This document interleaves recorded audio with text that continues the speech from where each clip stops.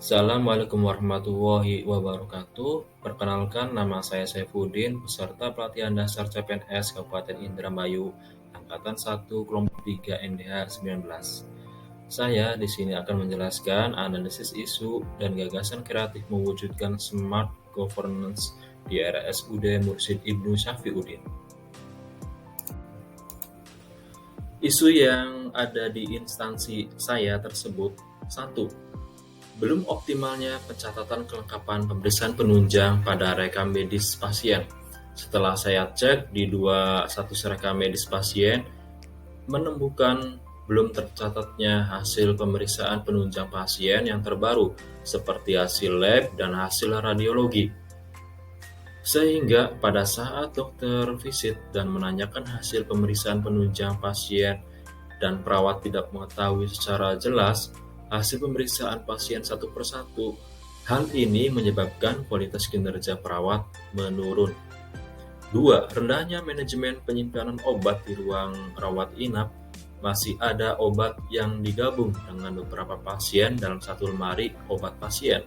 Setelah saya cek di lemari obat tersebut terdapat beberapa plastik yang isinya obat milik pasien yang berbeda, yang tercampur dalam satu rak lemari. Hal ini bila digabungkan dalam satu rak lemari, dampaknya ini sangat berisiko obat tertukar atau salah obat. Bila itu terjadi, yang sangat dirugikan adalah pasien.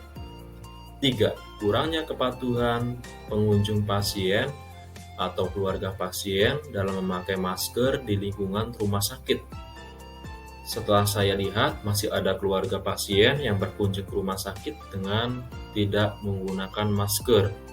Padahal sudah diingatkan oleh Satpam RS ketika di pintu masuk. Lalu ini sangat berbahaya karena di lingkungan RS penularan penyakit infeksinya sangat tinggi, seperti TBC dan infeksi saluran nafas lainnya. 4. Belum adanya pendaftaran pasien secara online di RS. Setelah saya cek di internet, web RS-nya juga belum ada. Sehingga untuk pendaftaran pasien secara online pun masih belum bisa dilakukan. Untuk pasien yang zaman sekarang ini, pasien itu pengen yang simpel, nyaman, dan tidak ribet. Kalau misalkan belum bisa pendaftaran secara online, maka masyarakat ketika berobat harus datang lebih pagi sehingga membutuhkan waktu tunggu yang lama dan akan mengeluarkan dana lebih banyak untuk makan dan minum selama menunggu di pendaftaran tersebut. 5. Belum menggunakan e-rekam medik sehingga masih sepenuhnya menggunakan rekam medik dalam bentuk buku status pasien. Dari diskusi dengan perawat yang lebih senior di RS, jadi di RS saya tersebut e-rekam mediknya belum digunakan atau belum menggunakan e-rekam medik. Jadi semua tindakan asuhan keperawatan dan catatan perkembangan masih ditulis manual di buku status, sehingga pengeluaran kertas dan alat-alat tulis lainnya itu membutuhkan dana atau anggaran yang lebih dari RS. Ini mengakibatkan ketidakefisienan dalam penganggaran di RS kita tersebut. 6.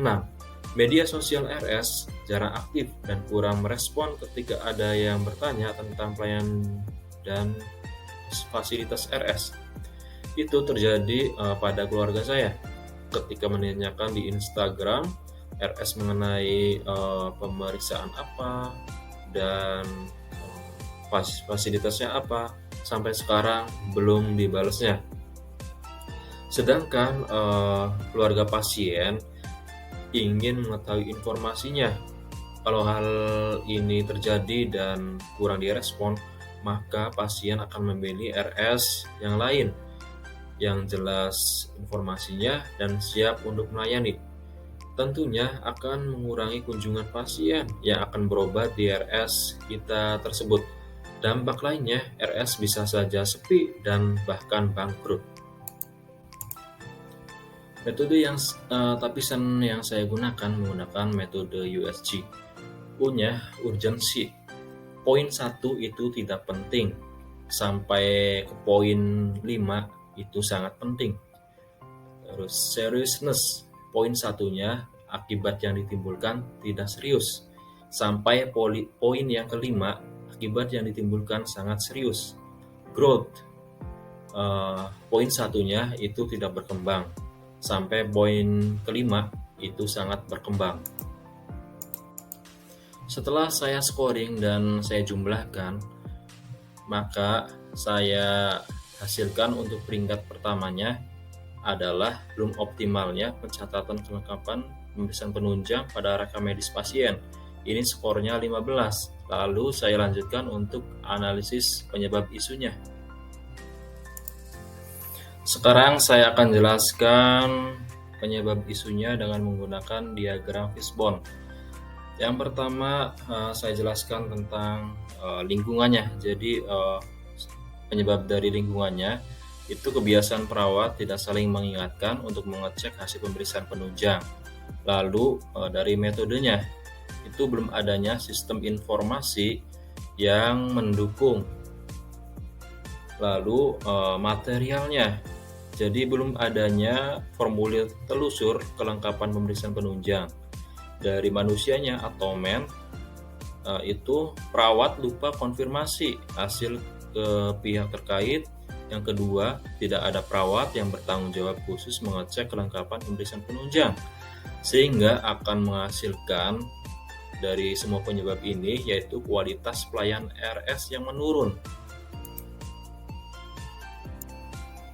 Gagasan kreatif yang dapat saya usulkan: 1. Melakukan sosialisasi dan simulasi kepada perawat mengenai formulir telusur kelengkapan pemeriksaan penunjang bagi perawat shift pagi, sore, petugas administrasi ruangan, dan pejabat terkait. 2. Lakukan sosialisasi dan simulasi kepada perawat mengenai formulir telusur kelengkapan pemeriksaan penunjang bagi perawat shift malam dan lepas libur.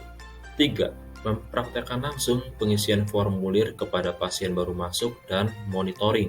4. Mengevaluasi adanya formulir telusur kelengkapan pemeriksaan penunjang. Itu saja yang dapat saya sampaikan. Kurang dan lebihnya mohon maaf. Wassalamualaikum warahmatullahi wabarakatuh.